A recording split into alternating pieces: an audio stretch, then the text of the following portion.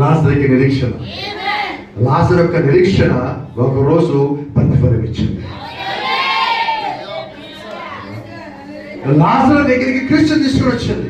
ఏంటంటారా, ఆ లాజరు యొక్క శరీరం 4 రోజులు సమాధిలో ఉండగా కుళ్ళిపోయింది, పాడైపోయింది, చీకిపోయింది, పురుగులు తినేసి శరీరమే పురుగుగా మారిపోయింది.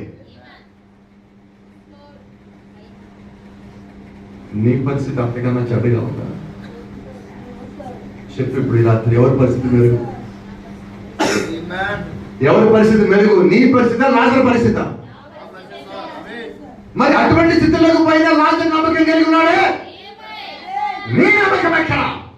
నీ విశ్వాసం ఎక్కడ? నీ నిరీక్షణ ఎక్కడ? ఈరోజు నీ నిరీక్షణ, నీ విశ్వాసం క్రీస్తు మీద ఉన్నట్లయితే నీ పరిస్థితి ఆయనకి లెక్క కాదు. నీ స్థితి మార్చడము ఆయనకి లెక్క కాదు.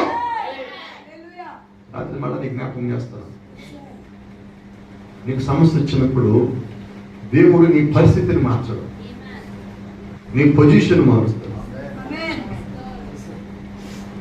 యేసుక్రీస్తు లాజరు సమాధిలోకి పోయి కట్లు మొత్తం నింపి లాజరుని తీసుకొని బయటికి రాలా? ఏం చేశారు? లాజరు నేరుగా లోపలికి ఇవే బయటికి రావాలా?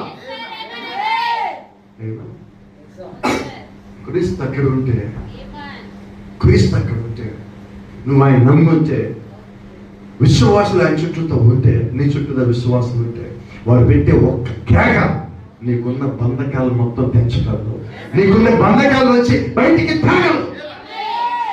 అందుకే నేను మొన్న వచ్చినప్పుడు కూడా ఒక మాట చెప్పాను, కుటుంబం అంతా కలిసి ప్రార్థించాలి. ఎందుకనంటే నీ కుటుంబం అంతా కలిసి కూర్చొని ప్రార్థించినప్పుడు నీ బంధకాలు మొత్తం దిగిపోతాయి.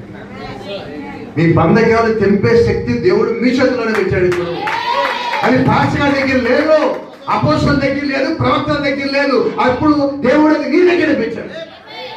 యోబు కలిగిన విశ్వాసము, లాజరు కలిగిన నిరీక్షణ, మార్తా కలిగిన నిరీక్షణ కలిగితే ఇప్పుడు నీవే దేవుని గుడారం అయి ఉన్నావు. దేవుడి గుడారం ఎప్పుడు కూడా బంధించబడి ఉండలేదు. క్రీస్తుని బంధించవలసగలరా? అపోస్తలుడు బోధించినాడు, సమాధి నీ విజయం ఎక్కడ? ఎందుకంటే క్రీస్తు లోపలికి వచ్చాక నువ్వు బంధించాను, ఉంచలేకపోయావు. మరణమా నీ ముళ్ళు ఎక్కడ?